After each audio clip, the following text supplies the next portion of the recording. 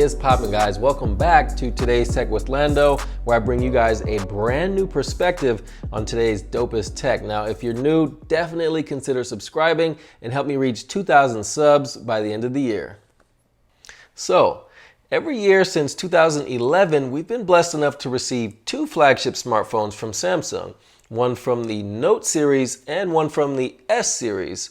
At least up until recently when Samsung launched the Fold and the Z Flip, but that's a discussion for another video. Anyways, I've always been a bigger fan of the Note series, having had every Note since the Note 3, but I've also had every S device since the S6 Edge as well as the S3, so I've absolutely had my fair share of experience with both flagship lines. However, in this particular video, I want to take an intricate look at the nuances of the Galaxy Note 10 Plus and the Galaxy S20 Ultra. So the Note 10 Plus was the last mainstream flagship smartphone from Samsung of the 2010s, and I would say they finished out the decade very strong. Note 10 Plus was a tremendous smartphone, and it was seemingly the last of a very dramatic and evolutionary design language that was a staple of Samsung for 5 years. And if you haven't guessed it already, I'm referring to the curved display.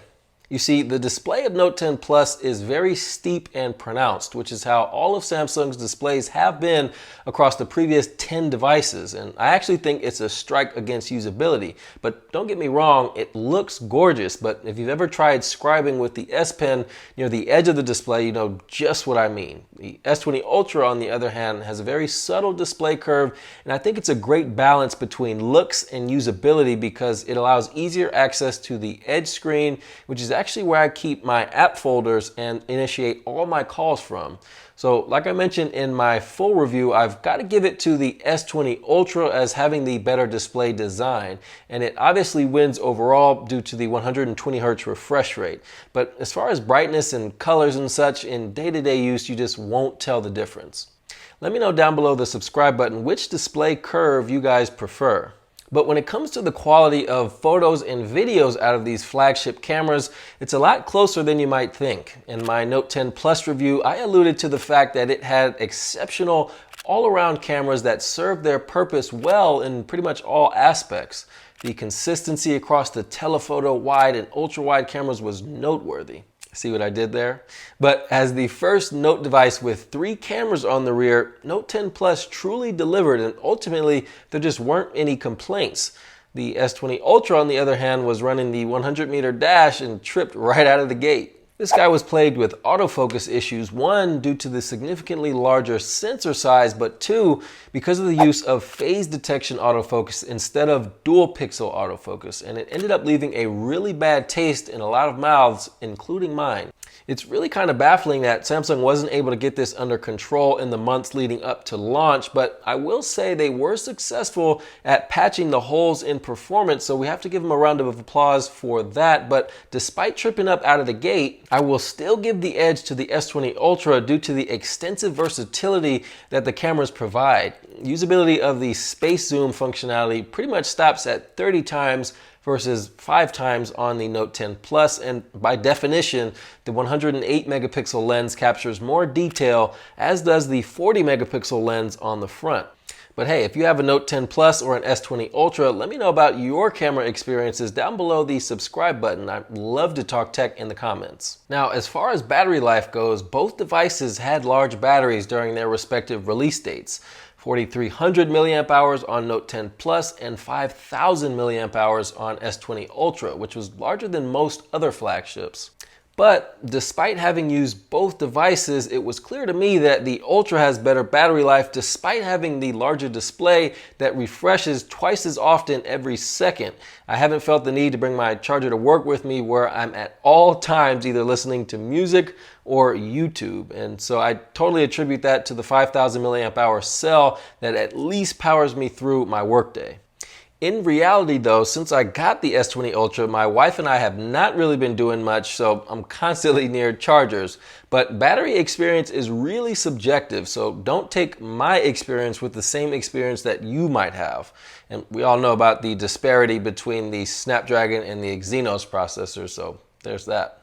But for overall design, both of these devices are near the top of my all-time Samsung list, but for different reasons. The Note series has always had a much boxier appearance with squared off corners. Even the display itself matches this design aesthetic. There's something about that look that, in my opinion, really gives it an edge over round cornered devices. So I prefer the overall design of the Note 10 Plus, but as I previously mentioned, the S20 Ultra has my favorite display design of any Samsung flagship, simply due to the subtlety of the display curve. It's curved just enough to give it that staple look that Samsung pioneered, but subtle enough to not take away usable screen real estate. And I especially like the camera bump featured on the Ultra. It brings a lot of attention to the device and it's very bold. Off the top of my head, I cannot think of another device with a larger camera bump, so there's been several instances where someone's asking what phone it was, and I'd consider that a win when it comes to smartphone design. The camera bump on the Note 10 Plus is really just too quiet and it doesn't demand attention. Let me know down below the subscribe button which camera module you like better. But all in all, for me, the boxiness of the Note 10 Plus trumps the design of the S20 Ultra. Now, last but not least, the performance between these two heavyweights is very similar. The Note 10 Plus is rocking the Snapdragon 855, which was Android's second best processor last year behind the 855 Plus, which is basically just a slightly overclocked model. While the S20 Ultra is rocking the Snapdragon 865, which is the best Android processor we've seen so far this year. Now, benchmark testing gives a slight edge to the S20 Ultra, but in real-world testing, which is ultimately all that matters, you do not notice a difference between the two. Opening apps and navigating through One UI happens in a breeze on both flagships, and they're immensely equipped in the RAM department. 12 gigs on Note 10 Plus and 16 gigs on S20 Ultra, which really equates to an outstanding multitasking experience. There's not been a time that I wasn't able to open an app and pick up exactly where I left off, even sometimes the next day or two. So I really just love the fact that these devices were built to perform and take on a variety of use cases to really serve as many customers as possible. And because of this next level performance, these devices are truly future-proofed.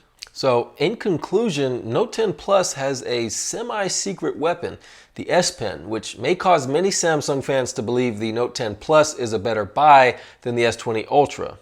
Personally, I think the bag of tricks or features that accompany the Note 10 Plus do outweigh the bag of tricks that accompany the S20 Ultra.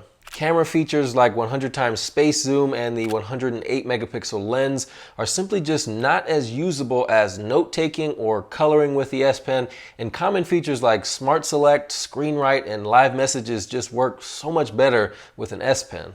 Let me know what you guys think down below that subscribe button. Would you rather have the S Pen's features or the aforementioned camera features?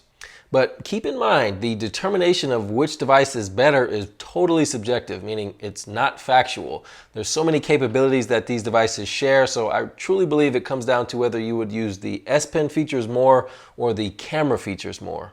But one thing that is objective or factual is the fact that Samsung flagships are built so well and they're getting so pricey that Samsung is making it harder and harder on themselves to sell more devices as more and more people decide to keep their phones for a much longer period of time.